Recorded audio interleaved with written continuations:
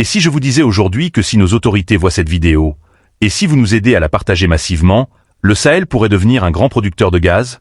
Oui, vous avez bien entendu.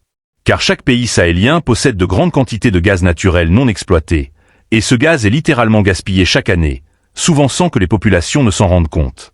Mais attention, ce gaz est différent du gaz que nous connaissons habituellement. Et c'est là que l'histoire devient encore plus intéressante. Depuis le déclenchement de la guerre au Moyen-Orient, l'un des plus grands circuits énergétiques du monde a été partiellement fermé, provoquant une crise énergétique mondiale. Plus de 3 semaines après cette agression, malgré les tentatives de stabilisation des marchés, les premiers contre-coups se font déjà sentir en Afrique, et plus précisément au Sahel. Dans cette crise, il existe 2 types de pays directement touchés. Les pays producteurs de pétrole et de gaz. Et les pays non producteurs de pétrole et de gaz. Pour les pays producteurs, la flambée du baril est une opportunité inédite, une chance historique de renforcer leurs revenus et leur puissance économique. Mais pour les pays non producteurs, c'est une crise majeure, une menace directe contre leurs économies, leur stabilité sociale et même leur souveraineté. Et justement, c'est ici que tout bascule. Dans ce contexte, il devient urgent pour les pays non producteurs de redéfinir leur rapport à l'énergie et surtout de transformer leur dépendance en puissance. Dans cette émission, nous allons vous révéler une source d'énergie que la majorité d'entre vous ignore, mais qui pourrait littéralement révolutionner l'économie, l'industrie et l'indépendance énergétique du Sahel. Mais avant de continuer, laissez-moi vous parler d'un enjeu vital pour GeoSahel. Aujourd'hui, nous vivons dans un monde dominé par la propagande. Un monde où l'information est devenue une arme. Un monde où la guerre ne se fait plus seulement avec des soldats, mais avec des récits. Et dans cet espace, les grands médias france-africains disposent de moyens colossaux, des milliards, des réseaux, des soutiens puissants. Tout cela pour contrôler la narration, orienter l'opinion et vous imposer leur version des faits. Pendant qu'on vous distrait, la réalité avance. Pendant qu'on vous raconte une histoire, le terrain change. Et c'est exactement pour cela que GeoSahel existe. Parce que nous avons fait un choix, celui de décrypter sans tabou. Analyser les opérations militaires. Comprendre les enjeux géopolitiques. Identifier les intérêts économiques cachés derrière les conflits. Et surtout, vous donner une lecture stratégique, sourcée, cohérente et différente.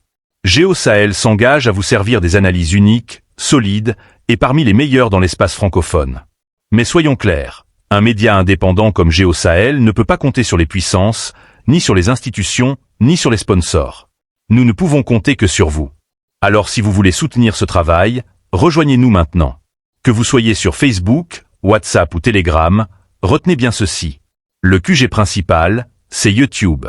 Rendez-vous sur YouTube. Tapez simplement GeoSahel. Abonnez-vous. Activez la cloche. Et partagez. Parce que cette guerre se gagne aussi avec l'information. Et maintenant, entrons dans le cœur du sujet. Face à la dépendance des pays sahéliens aux importations de gaz et de pétrole, dans un monde en pleine transformation, il est plus qu'urgent de réorganiser radicalement le système énergétique du Sahel. Et c'est précisément dans ce contexte qu'il faut s'intéresser à une source d'énergie encore très peu connue dans notre région, le biogaz. Mais comme plusieurs d'entre vous ignorent probablement ce qu'est réellement le biogaz, posons-nous la question que vous vous posez tous. Qu'est-ce que le biogaz et comment l'obtient-on? Le biogaz est un gaz combustible, composé principalement de méthane, produit par la fermentation de matières organiques en absence totale d'oxygène. C'est une énergie 100% renouvelable qui reproduit le processus naturel de décomposition, mais de façon accélérée et contrôlée. Le principe est simple, on rassemble des déchets organiques comme les déjections animales, les résidus agricoles, tiges de mil, paille, déchets de récolte, les restes alimentaires, ou encore les bouts d'épuration. Tous ces déchets sont placés dans une cuve hermétique appelée biodigesteur. À l'intérieur, des bactéries décomposent la matière organique et produisent du gaz. Ce gaz monte, est récupéré et stocké pour être utilisé dans la cuisson, le chauffage ou même la production d'électricité. Et ce n'est pas tout. Le résidu final, appelé digestat, devient un engrais naturel extrêmement riche, capable d'améliorer fortement les rendements agricoles. Dans cette vidéo spéciale préparée pour vous, à l'aide d'images, nous allons mieux vous expliquer. C'est quoi?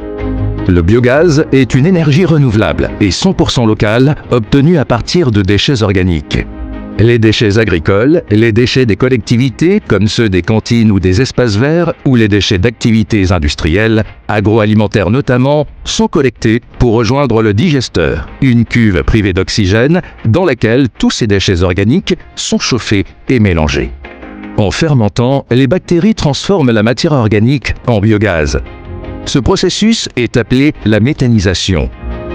Épuré et contrôlé, le biogaz devient du biométhane, prêt à être injecté dans le réseau de gaz naturel.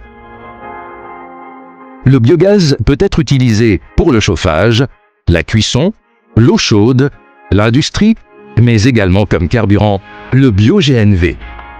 En plus du biogaz, la méthanisation produit des résidus solides et liquides, le digestat, utilisable comme engrais naturel. Ainsi, le biogaz constitue une source d'énergie renouvelable avantageuse pour l'ensemble des acteurs du territoire. Valoriser les déchets, produire une énergie renouvelable et du carburant bio-GNV. Lutter contre le réchauffement climatique, préserver la qualité des sols et des nappes phréatiques, créer des emplois localement. Prenons un exemple concret. L'Allemagne est aujourd'hui le géant mondial du biogaz.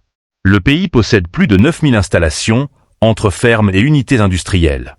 En termes d'électricité, l'Allemagne produit environ 100 TWh, de biogaz par an. Si l'on convertit cette énergie en équivalent de gaz butane, le gaz que vous achetez en bouteille au Sahel, cela représente environ 7,8 millions de tonnes de gaz. Et si l'on ramène cela à la population, cela équivaut à environ 110 mètres cubes de gaz par habitant et par an. Même si les importations de gaz augmentent continuellement, le constat est clair. Nos pays restent totalement dépendants de l'extérieur. En moyenne, le Burkina Faso importe environ 220 000 tonnes de butane par an. Le Mali et le Niger consomment chacun des volumes similaires ou légèrement inférieurs, estimés à environ 150 000 à 180 000 tonnes par an. Et là, le constat est frappant. La production annuelle de biogaz d'un pays comme l'Allemagne pourrait couvrir plus de 13 fois les besoins totaux en gaz du Burkina Faso, du Mali et du Niger réunis. Cela signifie une chose. Nos pays dépensent des fortunes pour importer une énergie que nous pourrions produire localement. Importer ce gaz coûte extrêmement cher. Prenons le cas du Burkina Faso. En 2025, selon les données de la Direction générale des douanes, DGD, les hydrocarbures ont représenté 28,2% du total des importations au quatrième trimestre 2025. Sur l'ensemble de l'année, la facture globale de ces produits est estimée à environ 1219 milliards de francs CFA. Les importations spécifiques de gaz butane, elles, atteignaient environ 30,8 milliards de francs CFA à cette même période. Et ce n'est pas fini. Le Burkina Faso, le Mali et le Niger dépensent également des milliards de francs CFA en subventions pour maintenir le prix du gaz artificiellement bas. Dans la réalité, le prix réel du gaz est souvent le double du prix payé par le citoyen. Donc l'État paye d'une partie de la facture à la place de la population. Autrement dit, nos pays importent cher et subventionnent encore plus cher. Et pendant ce temps, des centaines de milliards de francs CFA quittent nos économies chaque année pour enrichir des fournisseurs étrangers. Alors qu'avec nos énormes ressources en bétail et en déchets agricoles, nous pourrions produire notre propre biogaz, réduire drastiquement les importations et réinvestir cet argent localement, dans les écoles, les hôpitaux, les routes ou l'industrie.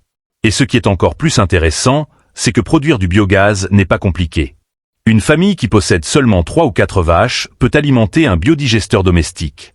Elle ne dépense plus 3 000 ou 10 000 francs chaque mois pour acheter une bouteille de gaz. Sur 10 ans, cela représente une économie de près de 1 million francs, sans même compter la valeur de l'engrais gratuit produit par le système. Maintenant, regardez bien ce chiffre. En 2026, le cheptel réuni du Burkina Faso, du Mali et du Niger bovin, ovins et caprins confondus représente l'un des plus grands réservoirs de bétail d'Afrique de l'Ouest, estimé à plus de 115 millions de têtes toutes espèces confondues. Certes, ce cheptel reste dominé par l'élevage traditionnel, souvent basé sur la divagation et la mobilité, ce qui rend la collecte des bouses difficile. Mais une meilleure organisation de ce cheptel pourrait transformer radicalement le secteur énergétique sahélien. Pour réussir ce passage de l'élevage traditionnel vers une production industrielle de biogaz, les gouvernements de l'AES, Burkina Faso, Mali, Niger, peuvent agir sur 3 niveaux. 1. Transformer les parcs de vaccination et les marchés à bétail en centres de collecte.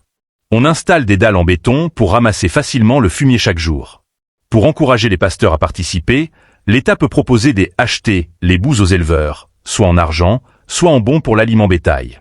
En échange, l'éleveur repart avec du digestat, l'engrais liquide produit par la machine, qu'il peut utiliser pour fertiliser ses pâturages ou vendre aux agriculteurs voisins.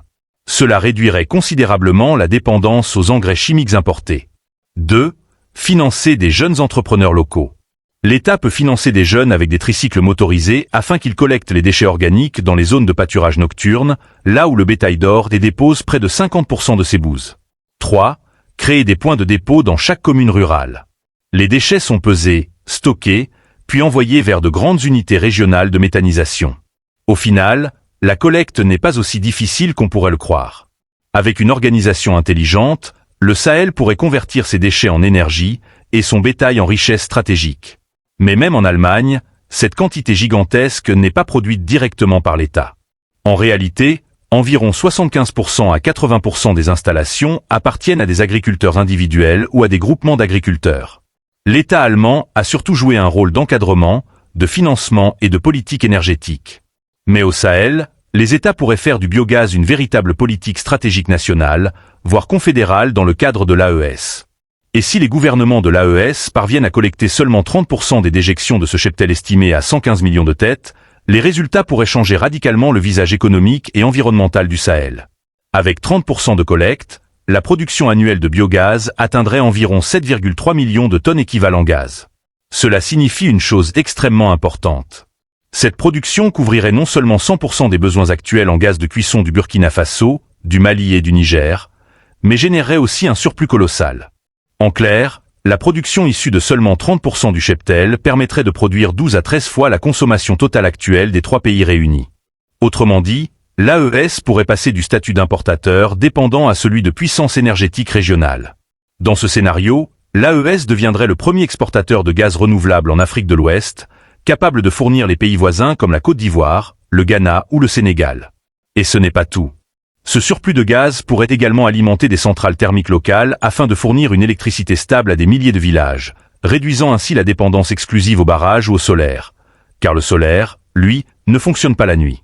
Le résidu issu de ces 30% de collecte produirait environ 20 millions de tonnes de fertilisants naturels. Cela représente une valeur marchande de plus de 500 milliards de francs CFA, permettant aux agriculteurs de réduire drastiquement, voire d'arrêter, l'achat d'engrais chimiques importés. Dans ce scénario, l'AES économiserait plus de 2000 milliards de francs CFA par an, simplement en réduisant fortement l'achat de gaz butane, de pétrole à l'étranger, et en diminuant considérablement les importations d'engrais chimiques. Et les conséquences environnementales seraient tout aussi spectaculaires. Puisque le gaz devient disponible, local et presque gratuit, les populations cesseraient progressivement de couper le bois. Mais ce n'est pas tout. À cela, il faut ajouter les déchets organiques produits par les près de 80 millions d'habitants de l'AES, notamment à travers les fosses septiques domestiques. Avec un investissement dans la sensibilisation et une politique de subvention de kits de biogaz, les populations pourraient installer directement des biodigesteurs domestiques et produire leur propre gaz, réduisant ainsi leur dépendance au gaz acheté. En réalité, le succès de ce projet repose sur la mise en place de 2 circuits complémentaires. D'une part, un système encadré par l'État se chargerait de la collecte organisée des déchets issus des grands abattoirs, des marchés à bétail, des parcs de vaccination, des usines agroalimentaires et des grands centres urbains. En ciblant seulement 30% de la biomasse du cheptel, l'État pourrait alimenter des biodigesteurs géants et créer des centres de stockage stratégiques. Ce gaz produit à grande échelle permettrait de franchir le seuil de l'autonomie énergétique nationale et de positionner l'AES comme exportatrice d'énergie vers toute la sous-région. D'autre part, un système de distribution de kits de biogaz subventionnés permettrait aux populations de devenir actrices de leur propre énergie. En raccordant ces kits directement aux fosses septiques domestiques, les ménages transformeraient leurs déchets biologiques en gaz de cuisson gratuit. Cette autonomie domestique réduirait immédiatement la demande globale en gaz butane importé et, par extension, stopperait la coupe du bois de chauffe. Ici, on ne voit plus la fosse septique comme une charge qu'il faut vider à grands frais, mais comme un réservoir d'énergie. L'État pourrait subventionner des kits de biogaz sous forme de digesteurs compacts en PVC ou en béton, raccordés directement aux latrines et aux éviers. Une famille de 5 à 10 personnes pourrait produire assez de gaz pour couvrir 60% à 80% de ses besoins de cuisson, ce qui réduirait immédiatement la pression sur le marché du gaz butane et stopperait net la destruction du couvert végétal. Pour un pays comme le Burkina Faso, injecter 100 milliards de francs CFA par an sur 5 ans, soit 500 milliards de francs CFA au total, dans un programme d'urgence énergétique constituerait un investissement hautement rentable. Avec ces 100 milliards annuels, l'État pourrait construire des centrales industrielles de méthanisation comparables à des usines énergétiques, mais dédiées au gaz vers près des grandes villes comme Ouagadougou ou Bobo-Dioulasso. Au bout de 5 ans, le pays disposerait d'une infrastructure capable de traiter efficacement plus de 30% de collecte du cheptel. Ce montant, bien qu'élevé, doit être comparé aux 1200 milliards de francs CFA qui quittent le pays chaque année uniquement pour les hydrocarbures importés. Au-delà de l'énergie, Cet investissement générerait une richesse agricole colossale. Le résidu de la méthanisation produirait environ 20 millions de tonnes de fertilisants naturels, d'une valeur supérieure à 500 milliards de francs CFA. En remplaçant les engrais chimiques importés par ce digestat organique, l'AES réaliserait une économie globale dépassant 2000 milliards de francs CFA par an. Ainsi, nous aurions deux systèmes parfaitement complémentaires. Un système industriel contrôlé par l'État, basé sur la collecte des déchets animaux et industriels. Et un système domestique, basé sur des kits subventionnés pour rendre chaque famille autonome. Les populations deviennent indépendantes, et l'État produit du gaz en quantité suffisante pour franchir le seuil de l'autonomie, puis devenir exportateur. En conclusion, la transition vers le biogaz au Sahel n'est pas seulement une solution écologique ou un simple projet énergétique. C'est un impératif de souveraineté. C'est une question de survie économique, de sécurité environnementale et de puissance stratégique.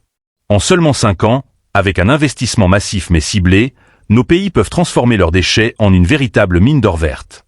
Le Burkina Faso, le Mali et le Niger pourraient passer d'une économie dépendante, qui importe tout et subventionne tout, à une économie productive, autonome et exportatrice.